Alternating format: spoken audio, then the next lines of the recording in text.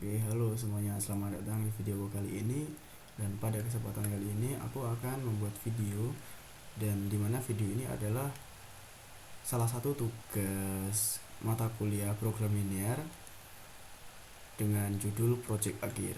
Jadi di video kali ini aku akan membahas bagaimana cara menggunakan metode simplex untuk mata kuliah program linear.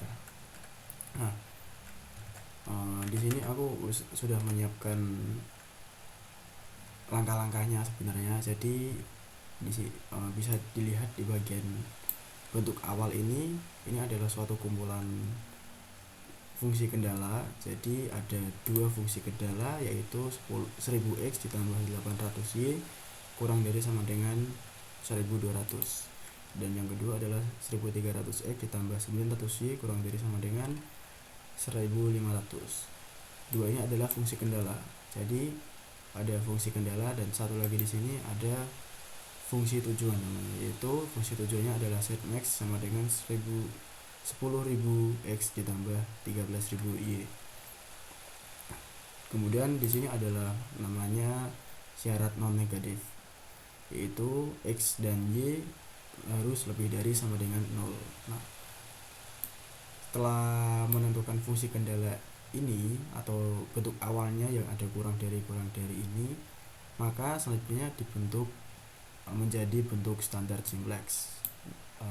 Bisa dilihat di bagian sini, yaitu bentuk standar simplexnya. Yang pertama, urut dari sini 1000x ditambah 800y ditambah S1 sama dengan 1200. Jadi untuk bentuk standar simplex ini bentuk standar simplex. Nah, untuk bentuk standar simplex ini kita menambahkan variabel baru, yaitu untuk fungsi pertama atau fungsi kendala yang pertama kita menambahkan variabel S1 atau biasa disebut pada program linear ini disebut fungsi select-nya. Kemudian yang kedua itu menggunakan ditambah S2. Jadi 1300x ditambah 900y ditambah S2. Nah, dari tanda lebih dari sama dengan tadi menjadi sama dengan, maksudnya dari tanda kurang dari sama dengan tadi menjadi tanda sama dengan. Oke, gitu. Nah, selanjutnya untuk fungsi tujuannya dari bentuk awal menjadi bentuk standar simplex itu ditambah 0 S1 dan 0 S2. Sebenarnya tidak ditulis tidak apa-apa, tapi untuk memudahkan di bagian tabel nanti kita menuliskan ditambah 0 S1 dan 0 S2 begitu. Untuk syarat non negatifnya ditambah juga S1 dan S2 lebih dari sama dengan 0, seperti itu. Nah, kemudian kita masuk ke langkah selanjutnya, yaitu membuat tabel. Nah, membuat tabelnya seperti yang saya tunjukkan di sini, yaitu untuk iterasi awal atau iterasi 0. Nah, yang dibutuhkan di sini itu adalah CB sebagai basisnya, basis dari CJ-nya. Kemudian maksud saya CB untuk nama lain dari CJ ini. Kemudian BV yaitu basis variabelnya, di sini kita tuliskan variabel tambahan tadi, yaitu ada S1 dan S2. XJ itu variabelnya, jadi di sini variabelnya ada X, Y, S1 dan S2. Kemudian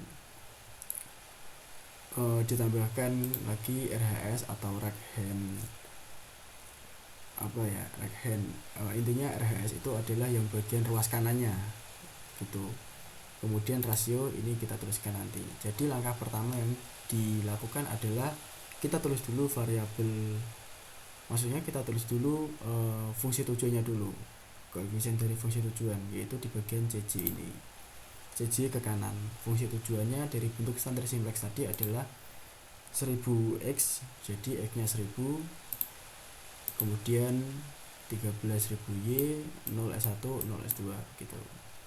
Selanjutnya di sini basis variabelnya ada S1 dan S2, maka CB nya mengikuti S1 yaitu 0, S2 yaitu juga 0. Di sini juga mengikuti X nya sama dengan 1000 untuk fungsi kendala yang pertama, 1000 ditambah 800 ditambah 1 untuk S1 dan 0 untuk S2, karena untuk fungsi kendala yang pertama itu tidak ada S2 nya. Demikian pula untuk fungsi kendala yang kedua, dan tidak ada S1 nya, maka ditulis 0 begitu. Nah selanjutnya untuk Cj nya kita tuliskan 0. Jadi setelah menentukan ini, menuliskan dari bentuk standar simplex tadi, langkah selanjutnya yaitu menuliskan Cj nya terlebih dahulu menggunakan rumus sum product. Nah, jadi sum product ini kita tuliskan di sini, aku tulis kembali sum product. Nah, sum product ini dikurangi bagian CB. Nah jangan lupa bagian CB nya ini dikunci semuanya ya, dikunci. Oke, setelah itu ini disyarat seperti itu. Kemudian bagian CJ nya, CJ dikurangi CJ itu tinggal dikurangi saja. CJ ini dikurangi CJ bagian atas. Oke, seperti itu. Jadi kemudian ini disyarat ke kanan gitu ya. Setelah langkah ini selesai, sebelum menentukan rasio tadi, jadi sebelumnya rasio itu masih kosong. Nah sebelum menentukan rasio tadi, kita udah mengetahui bahwa kita lihat CJ dikurangi CJ yang paling negatif itu adalah bagian negatif 13. Jadi di kolom ini kita tandai warna kuning. Nah selanjutnya untuk rasio yaitu sama dengan dari RHS dibagi kolom pivot. Nah, demikian juga untuk yang bawahnya begitu. Dan kenapa yang atas ini aku tandai kuning, karena bagian rasio ini yang paling kecil positif yaitu 1,5. 1,5 lebih kecil daripada 1,6. Jadi untuk baris 1,5 ini menjadi baris pivot, dan yang menjadi irisannya ini yaitu 800 itu menjadi nilai pivotnya begitu. Nah selanjutnya ke iterasi pertama. Nah iterasi pertama ini, langkah pertama yang kita lakukan adalah kita mengubah BV nya terlebih dahulu, yaitu untuk BV nya S1 dikeluarkan dan Y masuk. Jadi untuk posisi E1 ini diganti oleh Y, dan CB nya menyesuaikan. Koefisien dari Y adalah 13.000, maka 13.000 saya tempatkan di bagian CB. Selanjutnya mengisikan kolom-kolom di sini. Yang diutamakan adalah nilai pivot terlebih dahulu. Jadi nilai pivot di sini tertera bahwa 800, maka di iterasi pertama kita menjadikan nilainya sama dengan 1. Jadi menggunakan rumus yang sudah aku tulis di bagian operasi ini, yaitu dari 800 ini dibagi 800 untuk mendapatkan bilangan 1. Nah setelah mendapatkan bilangan 1 tinggal di copy blok di bagian sini dan kemudian enter begitu. Nah selanjutnya untuk di kolom pivotnya, selain nilai pivot kita jadikan 0 selain CJ dan CJ dikurangi CJ, CJ dikurangi CJ. Jadi untuk dua ini saja. Jika ada 3 fungsi kendala, maka 3 nya itu selain nilai pivotnya adalah 0. Jadi di sini aku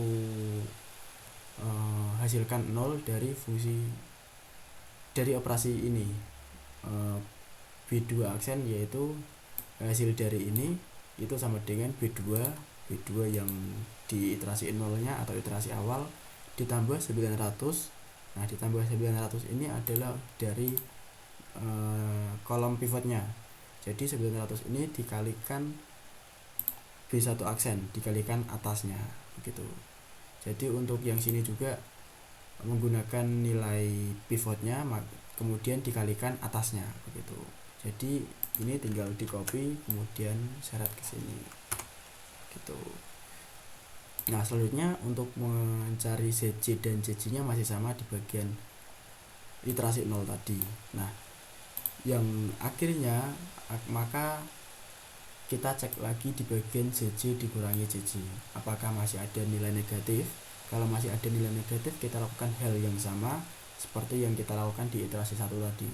Tapi kalau jika sudah tidak ada negatif, maka iterasi berhenti. Kita lihat di bagian kesimpulan, yaitu iterasi berhenti karena sudah tidak ada nilai negatif pada JJ dikurangi JJ. Jadi iterasi berhenti, maka diperoleh Zmax nya yaitu 19.500. Begitu penjelasan singkat dari saya. Jika ada kesalahan, saya mohon maaf. Dan demikian penjelasan dari saya, semoga bermanfaat. Terima kasih sudah menonton.